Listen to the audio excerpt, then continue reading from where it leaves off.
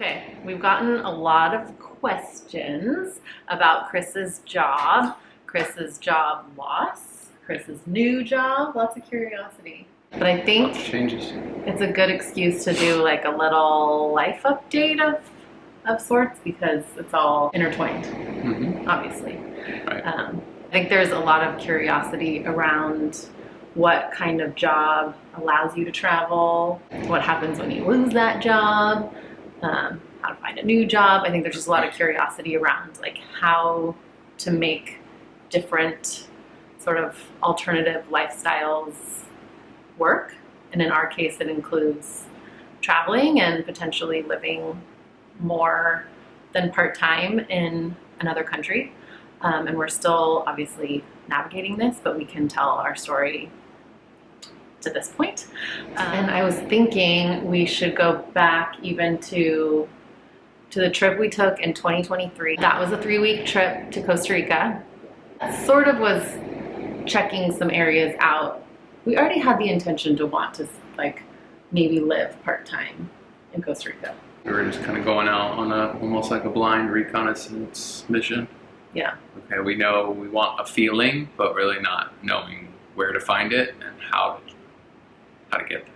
We had gone to Mexico a few times, like twice a year, the 2 years before that, and we knew that we wanted more of that kind of lifestyle. And anyways, we were kind of zeroing in on Costa Rica and choosing to spend a couple weeks there. And we came back from that trip feeling lots of different ways. We went to 3 places in Costa Rica on that trip. And none of that, amazing trip, no complaints. But in terms of one of the spots that we were going to come back and spend like many months at a time or whatever that vision was going to grow into being, we didn't feel like we found it. No. But we did feel like we wanted more. Yeah, I think with every place that we saw, you get more clear on what you want. I want more of this or I want less of that. And you can only really feel a place when you're there, when your body is there, and then you know, okay, the energy here is good, the community is good, the people, the nature, all the things that you're looking for. Yeah, and we knew that coming back from that trip is like we have to go put our bodies into more places to get more of that intel. We spent a lot of time in Nosara, and that was in my mind, that was it for us. And then we got there, and while it's an incredible place that I can't wait to continue traveling to, and we did travel there again this year, it wasn't the place. It wasn't the 3 months, 6 months, whatever, full-time Costa Rica place. So that just made it clear that we needed to get back out there and put our bodies into these places, because it can look one way on paper and then be a completely different just feeling, like a vibration when you're there, and it just needs to be a match. So we came back from that trip wanting more. So that was April of 2023, and like whether we knew it or not, we were starting to put the plan in motion for us to basically become nomadic January of this last year of 2024. And that meant a couple different things. That meant like, I would say like mindset. I would say talking about finances more, calling in, because we completely like manifested a sublease situation, because at the same time that we were coming back from the trip in 2023, we were being asked to re-sign a 12 to 13 month lease in our home in San Diego, and we knew we didn't want another year there, especially paying that amount of rent with some of this like clarifying information we were getting. But we really didn't have another chance, so we had to sign a lease for an amount of time that we knew we weren't going to be there for. We just knew, and that was like the feeling, because a lot of this conversation is around trust and feelings and intuition and leading into that. There's so much guidance there, even when you can't see anything else, so you got to trust. So we trusted that come January, we just picked that month, really. It just like felt like a comfortable amount of time. We trusted that come January of the next year, even though we were on the hook for this crazy rent, we knew we weren't going to be there. So we knew that we would just call in subleasers, and we did. We basically by May and June were talking to a friend who was moving back into town, and that was incredibly seamless and such a gift from universe. Very blessed. That was like a green light, like the direction we were heading in, like, yes, let me make this easier for you. Right. Not every part of the process is like that, obviously, but... Yeah, and I think coming on the heels of our trip and coming home and being put in a position where we didn't actually have very much lead time to make a decision on renewing the lease. It wasn't like we were given the right amount of notice, actually, and the person who owned the house was trying to up the cost of the house by $500. It was totally out of alignment, and it totally reminded us of the feeling of being out of control, of not having the ability to take the lead and taking actionable steps to be in control of our future. It felt another energetic feeling of like, this is what's going to happen and you have no say in the matter and you're just going to take it.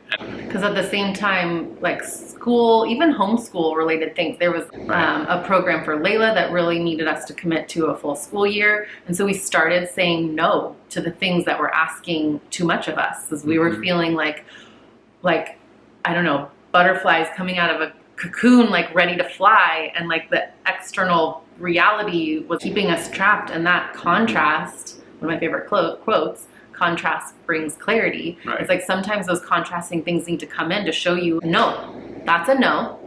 I don't know what the other direction has in store, but I'm going to choose that. I'm just going to say no and trust that as soon as I say no, this next step will appear. And that's really, I feel like, how we've been doing a lot of this journey, is just sometimes like the things that are no, say no to. Even if it doesn't appear to be another option, there will be. There always is. Sometimes there's that void in between, and there's a lot of magic there. I mean, once we start talking about the job, that's another example of a void.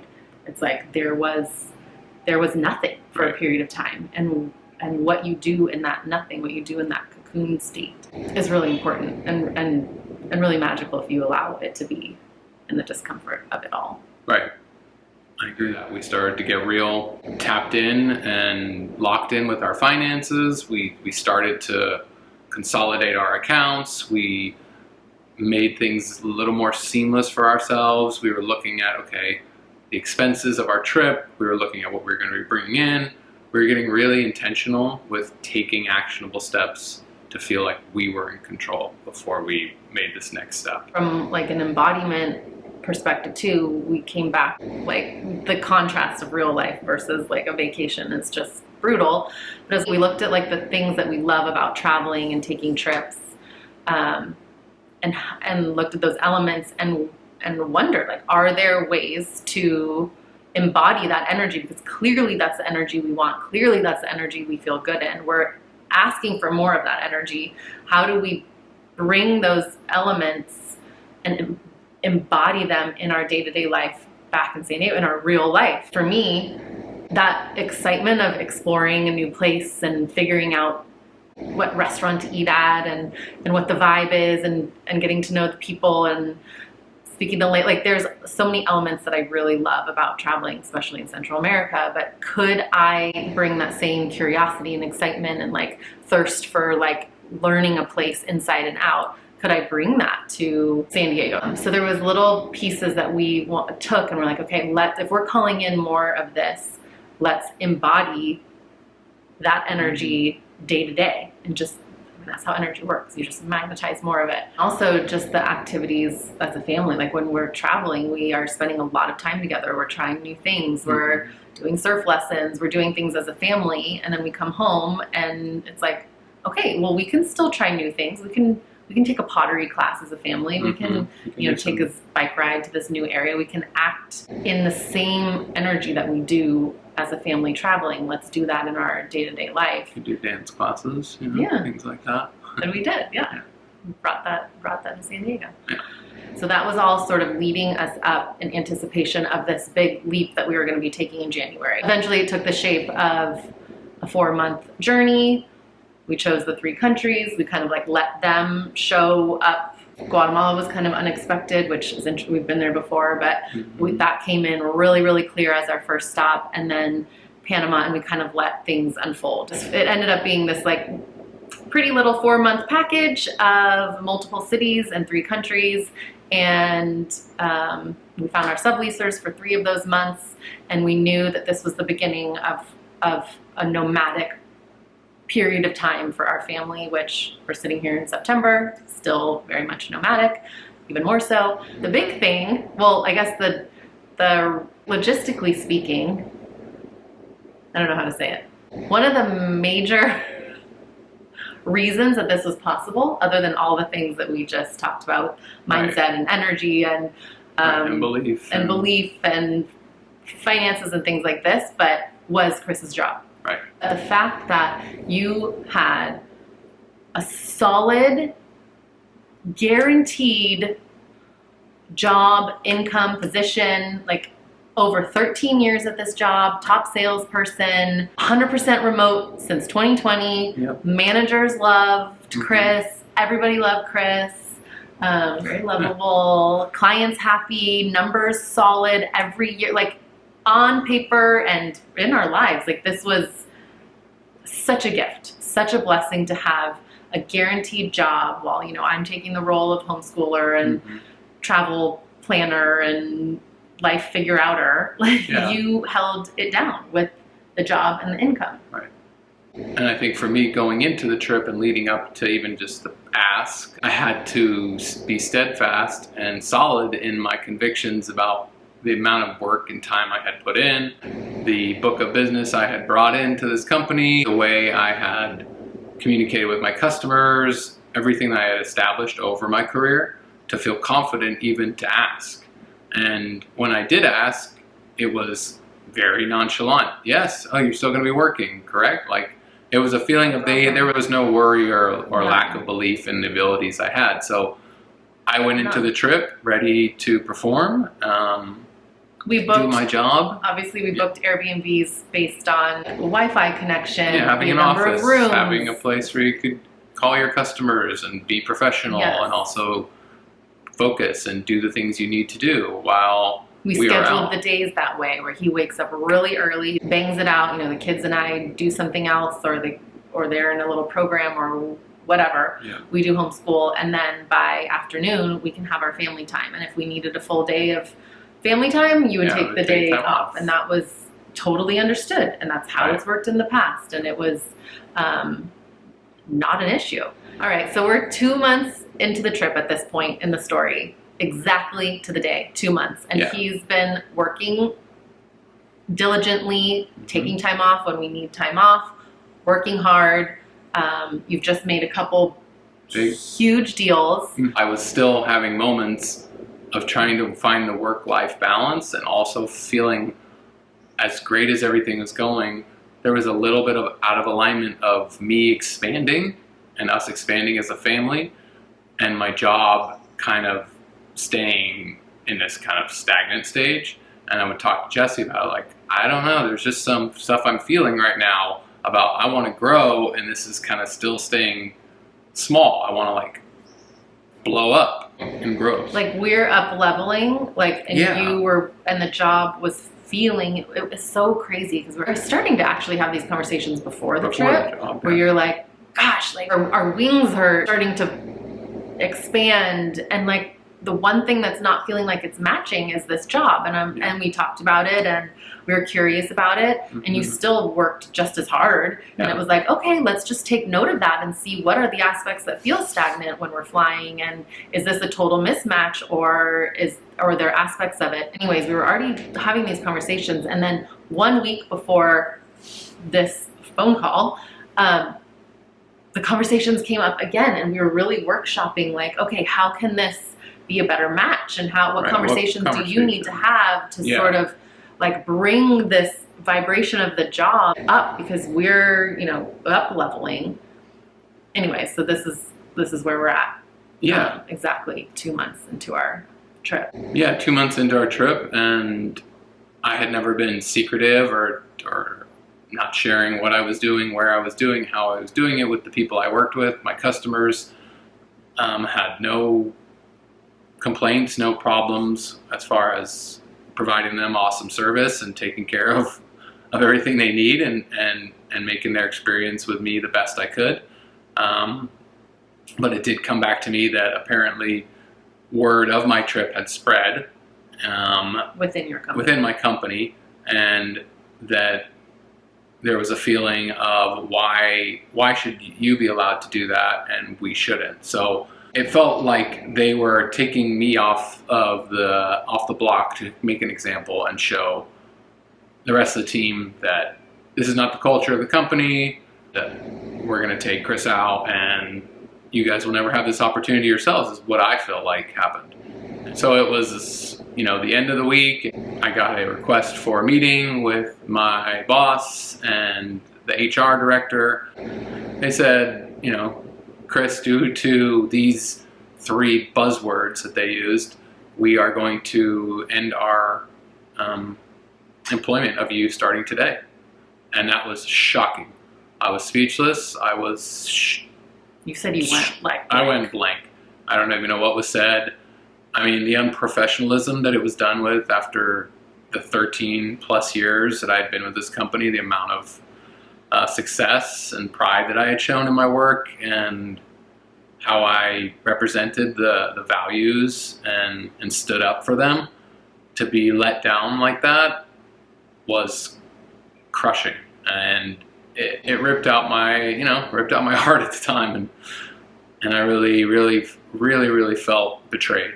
I am shocked that, if there was an issue, whatever it might have been, that it wasn't something that could have been discussed and given an opportunity to make a change if I saw fit to want to make it with them. Because this is 6 months later now, and we still don't. Yeah. You never were told. No. What the real reason was. Yeah. We have an idea that it was because you were spreading those wings a little bit too wide. Yeah. And people were envious, but we still don't know. They gave no reason. Mm-hmm. They gave no severance, right. No extended benefits. We had benefits for 14 days. Yep. So all of this came pathetic, crashing down like in a pretty hardcore way. It was like adding insult to injury with all these. I mean, there's just other relationship aspects to it too that were just devastating. I think that it felt really disheartening.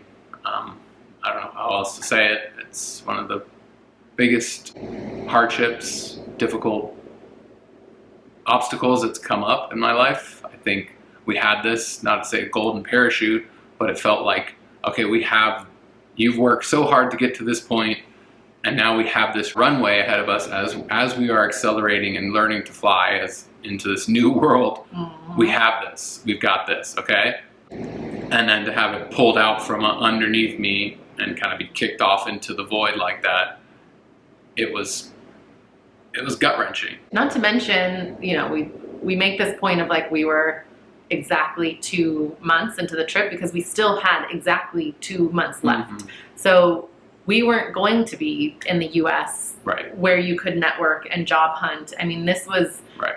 ripped from us with no warning and no severance, no nothing. We were literally stripped with like, okay, well, I guess in 2 months we'll start figuring it out. It was hard not to take it personally and not feel like a victim. Right. It was really hard not to feel victimized. Right. I would say. Yeah.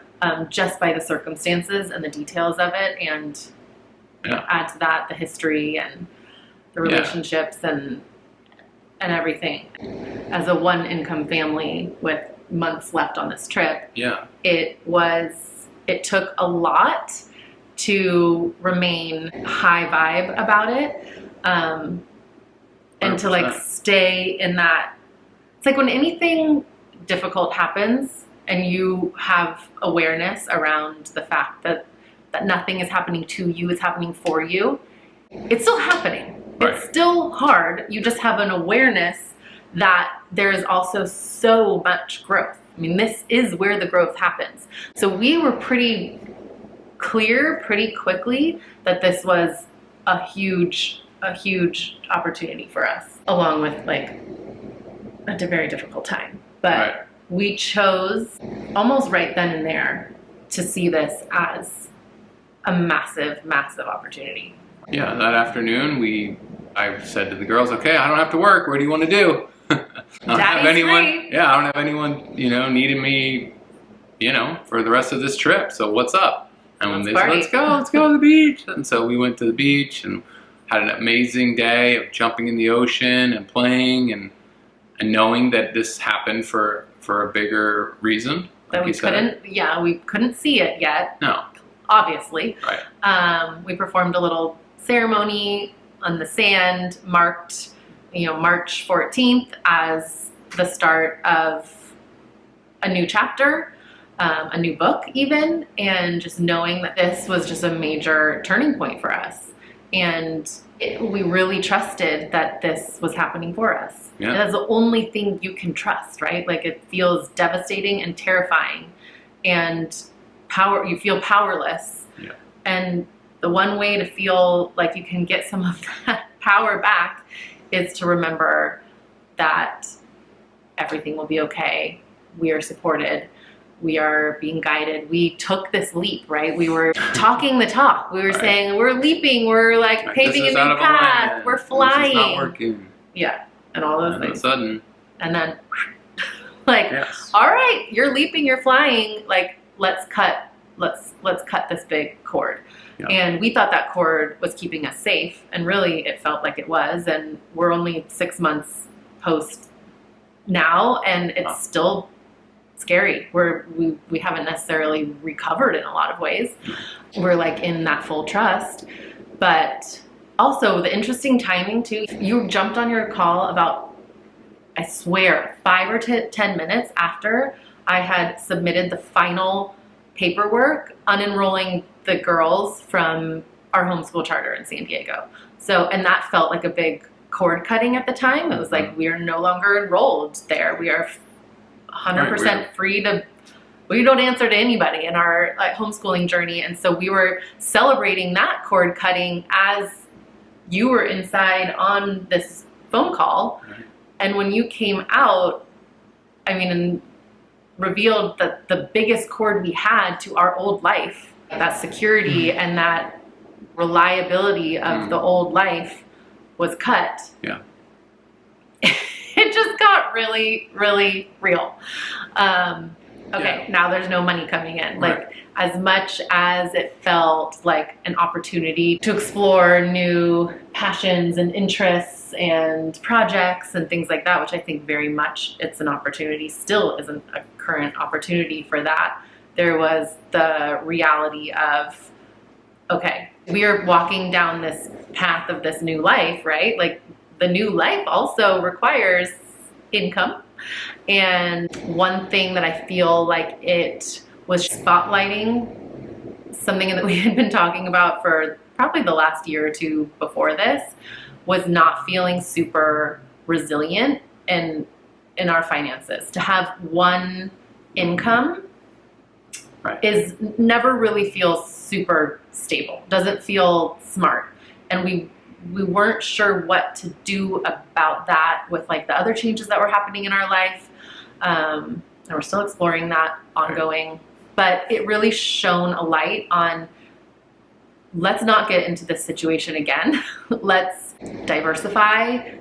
Can we obtain some assets? Can we invest in this? I don't know, all the kind of conversations that happen around money and around finances. And that was not a realm of our life that we were super active in, admittedly. No, I think we were coasting, and it's easy to do when you get comfortable in a situation or in a job where you're you become stagnant, or you don't have as much, concern about it. Yeah, you feel like you've reached a point, you've paid your dues, and it was a real harsh realization that unfortunately in this world, a lot of people are expendable, and that's how people are treated.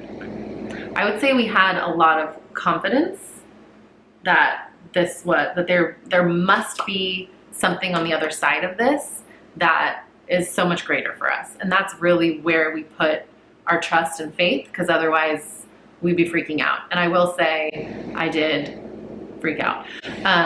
Not in that way though. Really, mine was more like, yours wasn't how could you, towards me, or how could this have happened? Became less and less. Loss, it wasn't like you did something now we're in this position, it was really about yourself and your feelings. Yeah. So much came up for me around, well, why am I not earning?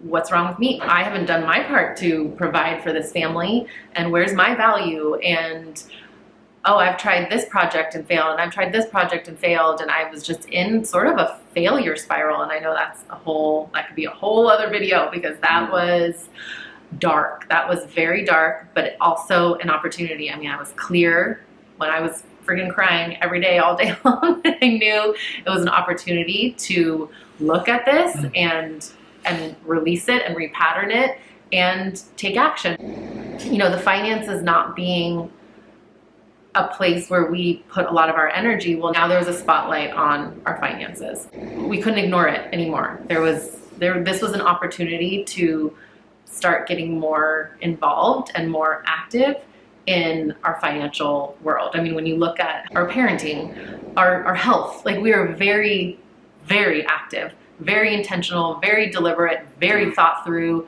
very involved. Right. And then in terms of the financial aspect of our world, that was starting to need the same sort of attention. So that's where we've been. I feel like there's a light shown on it, and we're still only a couple months, you know, from getting back from our trip. Now we're back in Costa Rica. We've been, you know, life has been busy, and when you're not grounded in one place, it's a little bit harder to figure out how you can find the focus for this kind of thing. But it's still, I would say there's still a very big spotlight on this aspect of our lives. Throughout the process of dealing with the loss, I didn't feel at all like that I couldn't earn, so to speak, again, or go to another company and be valuable. I had great customer relationships. I still do. A lot of the people I spoke to were angry and frustrated, saddened, all the emotions that you would feel for a friend when something bad happens to them. My customers felt for me. So I know that they had my back, and I ended up going to a competitor of our company, and also being able to step into that after having the time away from the old company, who turned out to be so out of alignment with me and so out of integrity, to walk into this new role being 100% upfront about what I wanted, how my family operated, how our future looked, the fact that we would be remotely living outside the US. And it was a real opportunity to stand in my truth and show up for myself and my family. We knew we had this path that we wanted to go on. This direction was clear, that there was a fulfillment that we feel when we are out in the world with our children, in new communities, in new places, living with people who might be doing things, you know, for the same reasons that we are, to connect more intentionally with their kids. That was a non-negotiable. That was a huge non-negotiable for me. And you weren't going to, there's the thing, like the confidence, and I know this might sound privileged and fortunate, and it absolutely is. And also, when you know that something is a no, for example, when you have the strength of conviction, that is so powerful. You can walk into a job and go, this is who I am. This is what I'm about. Like, take it or leave it. You can take it or leave it. And there was a moment in this new job where they almost weren't understanding the remote, like the international remote piece. Mm-hmm. And you were like, then maybe this won't work out. Yeah. And they came back around and said, no, we still want you. And that is so powerful. And I think that was a huge part of this, because we really didn't want to just exchange apples for apples. No. Like, we really wanted to be, if this is going to be in the same industry, this job is more or less like the same job. Right. What's going to be different about this new job, energetically, detail-wise, and a lot of that is what you bring to it. Yeah. And to that point, this job is very similar. I mean, it's food sales. It's mostly government food sales or large food service operators. It's finding and distributing and delivering products that help operations and save, you know, customers money and provide a wholesome meal for their clientele. But to step into it and have it in my mind that I'm not going to sacrifice my integrity just to appease someone else to fit into their box was a huge thing for me. And yes, it is fortunate, but also I don't feel like it's, to your words, of being privileged or anything like that. I think that it's earned. I put the hard work in over the long times of my career where I was, everyone has their stories where you start out and you're freaking have a book this big of prospects and you're literally on the phone every single day calling people and hoping somebody doesn't scream at you for bothering them in the middle of the day. And you put your work in. And me walking into this new opportunity for us and for myself with that as my North Star was incredibly impactful. And I'm feeling a lot different about this new role. I'm feeling way more energy from the people I work with. I'm feeling excited about what we're doing. And I'm also aware that there's more to do. There's more to come from our partnerships and our ideas and our abilities to create new things. And I think that for me is amazing. So we did believe that some of what was going on with the job loss was that shining a light on the financial part of our world. It was very clear to us, like, okay, we're a family with one income, no assets, we pay rent, we don't own anything, we don't have any stocks. All of a sudden that felt like a weakness of ours. And I do think it is a version of a weakness. So I think it's a blind spot. I think it's one of those things where you're driving on that road, so to speak, and you don't really know that blind spot until maybe you get sideswiped or you get hit. But yeah, we woke up to that blind spot. Yeah. Interestingly enough, a couple weeks later, we're in another area of Costa Rica, and we're kind of tagging along with a friend we know we're in this area, and she's looking at properties, and we left that day feeling like, well, why can't we buy a property? These properties are, pennies on the dollar compared to San Diego, maybe not exactly. Mm-hmm. So we did pull the trigger and buy a property here. We visited it yesterday. It's just exciting. And especially for people that have never bought anything and have felt, like we want to build a portfolio and have assets and get stronger in this realm of our life. Now looking back at it, being a couple of months later, looking back at even the decision to buy this piece of land, I think it was really important, when we were feeling powerless and assetless and vulnerable and insecure and all the things that we were working through at the time, to be able to take productive action, not only in a direction that we want in terms of, it being Costa Rica, but also in terms of it being a financial move. It's like when you feel stagnant, sometimes you just gotta you gotta let it get a little momentum, you gotta move. And that really served, shake it up. Yeah, it served a purpose, and I'm super grateful. We don't know, what our plans are for this little plot of land, but we love having it, and it's in our portfolio. And we love the place that it is, and we love the community that we're getting to know on this last trip here. And to your point of making the move and getting the power from making a decision, I feel like we have all these opportunities in our life where we can think about all the reasons why you don't want to take that leap. Taking the leap is where that growth is.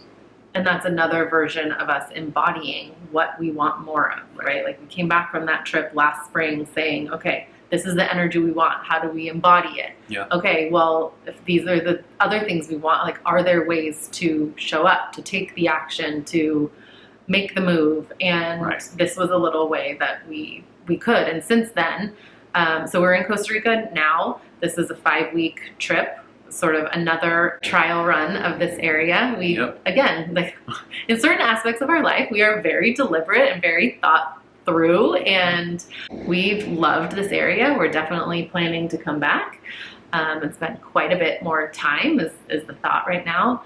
But also while we're here, just really getting creatively inspired.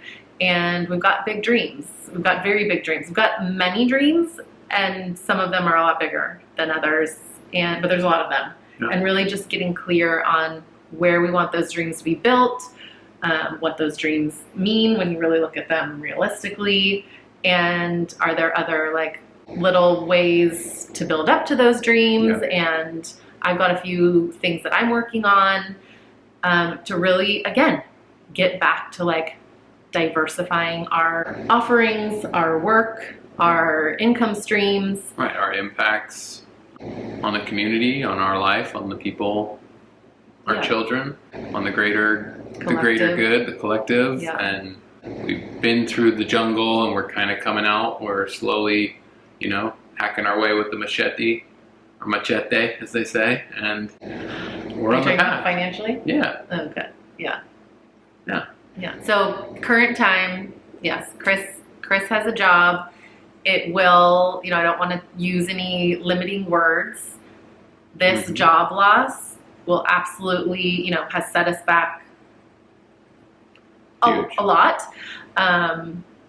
We're 6 months since the job loss, and there's a lot of growing yet to do with this new job. You're starting from nothing, right, but you're rebuilding, and rebuilding takes time. And that's another reason why we want to have some other projects in the works.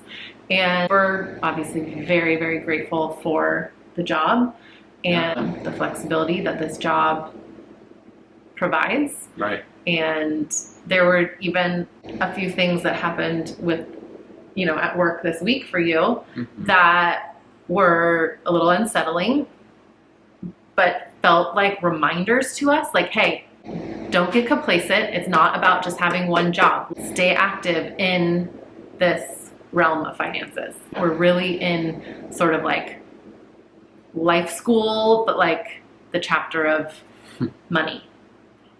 Yeah, and taking an active role in our finances, taking a course. I'm seeing a financial course that I'm taking now, taking actual steps on ideas or business plans or products that we want to create and build, and not becoming stagnant, not becoming complacent, and just keep pushing ourselves. Yeah, I feel like in summary, this story is maybe a story of a combination of trust and faith and action. And I think that's like the formula for life as well. Like seeing where those things meet, like trusting we are absolutely supported. We will be okay without a doubt, just knowing we will build again, we will be fine. And then also when there's a spotlight on this, okay, how can I show up more empowered? How can I take more action? How can I be more involved and more on top of things in this area of our lives? And that is a huge gift. And I think that's only going to serve us in great ways. Yeah, 100%.